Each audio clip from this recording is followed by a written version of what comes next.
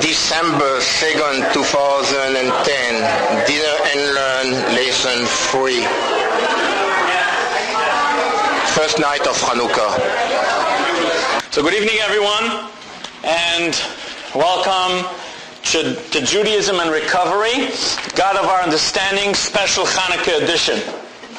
As we sit tonight and around beautiful tables set with delicious food, and especially with the candles that are lit in front of us, it is obvious and easy to feel connected and easy and obvious to feel spiritual.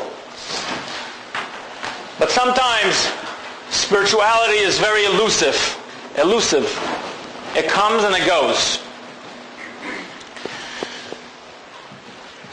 And as people who want to live spiritually, it's not enough for us to be awakened from time to time by a flash of spirituality, but it is incumbent upon us to slowly build a strong foundation and a continuous life of actions, emotions, and thoughts that are consistent with the spiritual way of life. I think it says in page 275 of the big book something about that. It's a way of life. Now, going back first to the God of our understanding, a lot of people think that as we understood Him, God as we understood Him, or God of our understanding, is a cop-out. Well, we don't impose on you our version of God, and therefore we're going to make it universal. We're going to leave it open. You pick your God, the handle of the door, your group, whatever it is you want to pick as your God. It's just God of your understanding, as we understood God. Well, that's good for beginners. That's good in the beginning. But the true meaning of God of our understanding, as defined by Chuck C., the phrase "as we understood Him" makes no reference to the understanding of the infinite. What it does mean is the necessity of personal experience. So, the key word here is our understanding. My understanding of God is not the same as your understanding of God, not the same as her understanding of God, because each one of us gets to have a personal experience and a personal relationship between God and myself. The word in the Bible that is used to describe a connection, the first connection between Adam and Eve, it says, and Adam knew Eve. He knew her. He had a physical relationship with her.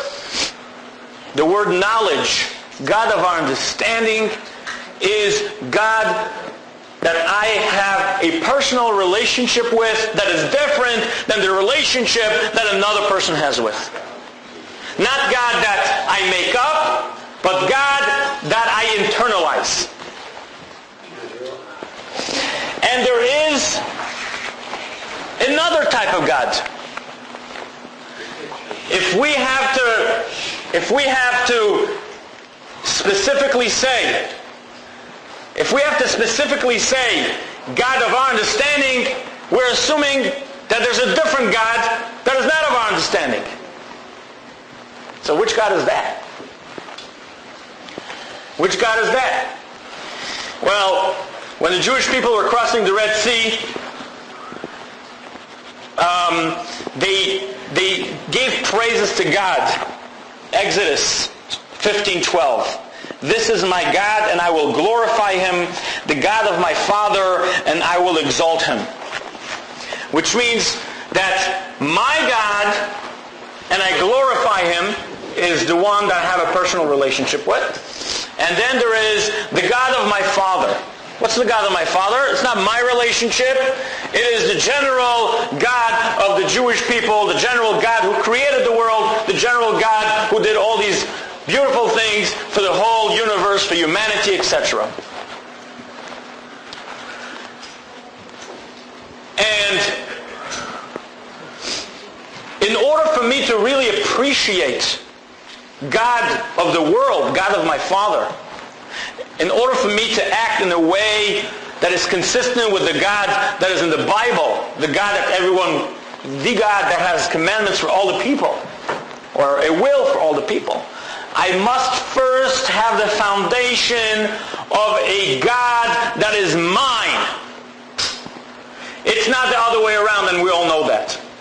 Unfortunately, we all grew up, and this has to do with the previous chapter, the previous chapter was spiritual or religious. Spiritual or religious. That was the name of the chapter, which means, what type of relationship did we have? What type of life did we have when we said, I'm Jewish? Was it, I'm Jewish, therefore I feel connected to something greater than myself, or I'm Jewish, therefore God is going to punish me if I eat ham? And a lot of us grew up with God of our fathers. This is what you got to do, and there's no reason why. This is how we do it, and forget about it. You better do it, because then you're going to disappoint your grandfather if you don't do it. In our household, this is how we do things. When the foundation is God of our understanding, there's nothing, God of our fathers, very rarely does it follow up with God of our understanding. By the time God of understanding comes around, we already walked out the front door. We have better things to do. But on the other way around, if we start with the personal God, when we start with, in our adult lives, developing a personal relationship with God, the way we do through a program of spirituality that's tailored to my life, then I can really appreciate the God of our fathers. Then I could sit around the Hanukkah table and say, I can see how my spirituality reflects itself in those two candles. I can see how the work that I've been doing this week, this month, this year is similar to the work that 2,200 years ago was done by the Jewish people during the times of the Greeks and during the time of the Maccabees. This is because I personally have put a foundation in my life where I have internalized certain principles that guide my thinking, my speaking, and my acting on a daily basis. So back to Hanukkah, because after all, today is Hanukkah.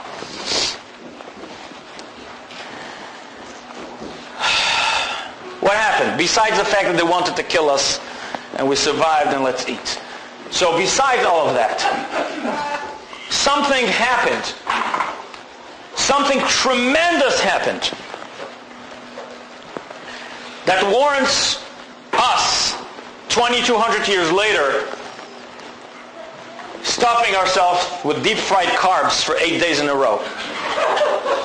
Something major had to happen to justify such a big celebration. Even Pesach, we have the Seder only for 1 night, 2 nights. It's a great miracle. Came out of Egypt. No, this was bigger. Why is that?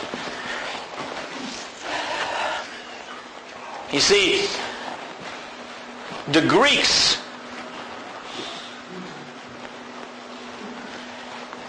were not so much interested in killing us. Yeah, sure.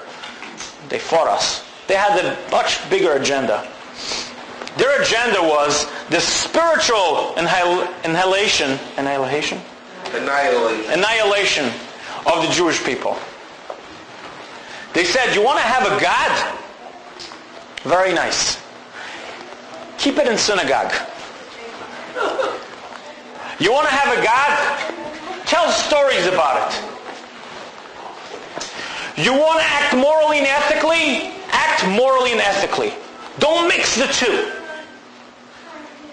God has nothing to do with your life. Your life, the reason you don't steal, the reason you respect your neighbor, is because you're a human being that is smart and sophisticated. God is something totally remote of how you act. It's something out there. The fight was to disconnect God from our everyday life. Don't do anything irrational. Don't circumcise.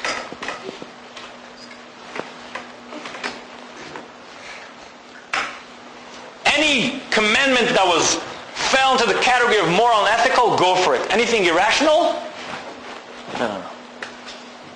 So they wanted to cut off of our life God of our understanding. They knew that their philosophy of Hellenism, the worship of the body, cannot sustain itself in a people that have a God of their understanding. If I live with God every moment of my day, there's no room for selfishness. The only way I can worship materialism is if I renegade God to the closet, to the synagogue. And their only way to impose their culture on our people was to prohibit religious actions that had a spiritual meaning to people personally.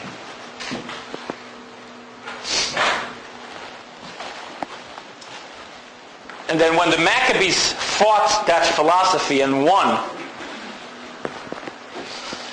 they lit the candles in the temple. They were looking for that special oil, but in a sense it was not only related to the religious worship, the requirements of the God. It had to do with the internal personal relationship. You see, the Greeks and Syrians, whatever they were called, they went through so much trouble to render all the oil impure. They had to find every single can of oil that was there, and they had to open it and have the thought of worshiping idols while the can was open. I mean, it was big trouble. You know what they could have done? Spilled oil. Pour it out. That didn't happen. They wanted specifically to render the oil impure. They want to seep in our consciousness, seep into our life, with a way of thinking that will destroy our spirituality. So when we find a new oil, it's not just, oh, we found a way to light the menorah and there's going to be, the religious service will be restored. The purity of the oil reflects on the fact that we revealed and discovered that it's quite impossible to shut us down. That God of understanding, which means the personal relationship that I have with God, is not something that anything could erase.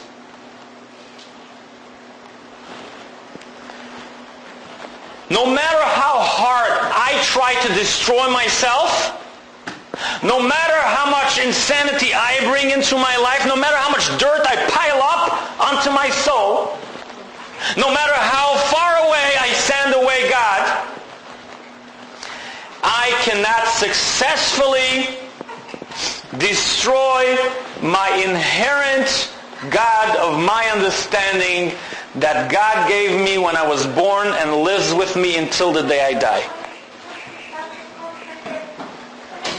That little oil is all that is needed for me in order to rekindle my existing relationship.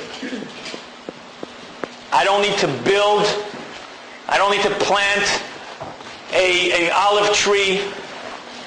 I don't need to squeeze the olives. I don't need to do anything. It's all ready to go. All I need to do is want to do it. Willing. Turn my will and my life over at the G0d as I understood him. So my friends, that's going to be the lesson for tonight.